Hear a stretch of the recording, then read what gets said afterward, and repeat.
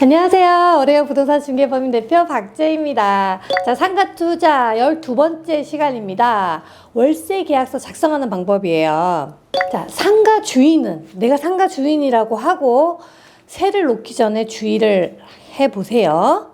자, 첫 번째는 세입자가 어떤 장사를 하려고 하는지 확인을 하세요. 왜냐면 불법 업종이거나 주민들에게 피해를 주는 업종이면 민원 발생 때문에 결국에는 거기가 문 닫는 경우가 생깁니다. 그 문을 닫으면 집주인 또한 세입자가 세를 제대로 못 내겠죠. 또 머리 아픈 일이 생기니까.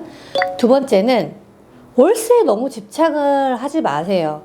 대부분 보면은 월세를 많이 받으려고 보증금을 깎아줍니다. 근데 여러분 그거 아세요? 보증금을 우리가 받는 이유가 뭐예요?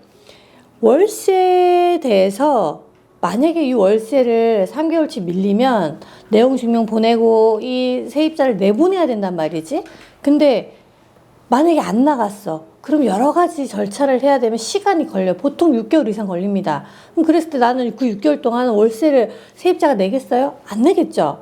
그럼 그걸 대비를 해서 우리가 받는 게 보증금이에요. 그런 개념에. 그렇기 때문에 월세를 더 받으려고 보증금을 깎는 방법은 저는 그닥 추천드리진 않아요. 근데 집주인에 따라서 다르겠죠. 자, 세 번째, 내 건물에 손을 댄다고 합니다. 에어컨 같은 경우 그런 경우가 있어요. 뭐 건물을 지을 때 당시 에어컨 선이나 이런 게 다 되어 있으면 괜찮은데 노후된 건물은 그게 되어 있지 않다 보니까 세입자가 들어올 때마다 에어컨 때문에 막 싸우는 경우가 많아요. 건물주랑. 그러니까 그런 부분들을 내가 어떤 업종이면 만약에 에어컨 위치를 바꿔야 돼. 그래서 구멍은 뚫어야 돼. 그랬을 때는 계약서 쓸 때 세입자하고 그런 조율을 미리 꼼꼼하게 다 적어야 돼요. 정말 특약사항은 정말 잘 적으셔야 돼요. 그것만으로도 내가 계약을 해지할 수도 있고 유지할 수도 있고 나가라고 할 수도 있고 세입자가 나는 못 나간다고 얘기를 할 수도 있고 그만큼 중요하다는 겁니다. 그리고 네 번째는 부가가치세를 생각하셔야 됩니다. 우리가 계약서를 확인해 보면 부가세 포함, 부가세 별도라는 문구가 있어요. 특약사항에 기록이 많이 되어 있으니까 그 부분을 매수인이 부담하는 금액으로 꼭 확인을 하시기 바랍니다. 보통은 부가가치세 같은 경우는 매수인이 부담을 하게 됩니다. 자, 다섯 번째는 상가 계약 기간을 신중하게 생각을 하셔야 돼요.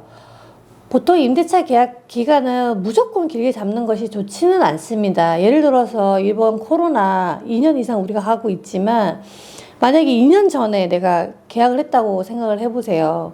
그 사람이 뭐 1년만 계약을 하거나 2년만 계약을 했으면 나오면 되는데 나는 이게 돈이 들어가니까 장기로 생각하고 10년 계약을 해버렸어.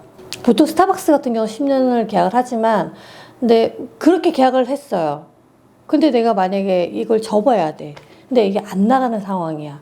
정말 그런데 강남에 그런 곳이 많습니다. 그렇기 때문에 비록 내가 2년만 계약하고 나서 다음 해에 월세를 올려주더라도 그 폭이 지금 100만 원인데 200만 원 올려달라. 이렇게는 못한다는 거 아시죠? 법적으로. 그렇기 때문에 그거의 위험성에 비하면 임대차 기간은 최대한 적당하게 너무 길게 잡는 거는 추천드리지는 않아요.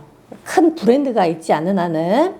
그리고 비교적 본인들이 상가를 임대를 했을 때는 임차를 하거나 임대를 했을 때는 상가 임대차 보호법이라는 게 있습니다. 요즘에 인터넷 치면 다 나오니까 기본적으로 꼼꼼하게 읽어보시고 아 이런 부분이 있구나라는 걸 아셔야 돼요. 자, 오늘도 좋은 글귀 소개시켜 드릴게요.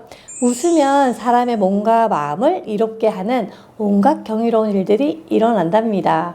우리 웃음 치료가 있다고 다 들어보셨죠? 웃음이 그만큼 치료가 될 만큼 엄청난 파격적인 효과랍니다. 약 100알을 먹는 것보다 웃을 일이 없다. 그렇게 많이 얘기를 하시죠. 그래도 웃어보세요. 이 꼬리가 올라가면 그만큼 여러분들한테 다가오는 사람들도 웃는 사람들이 다가올 거예요. 또 뵙겠습니다.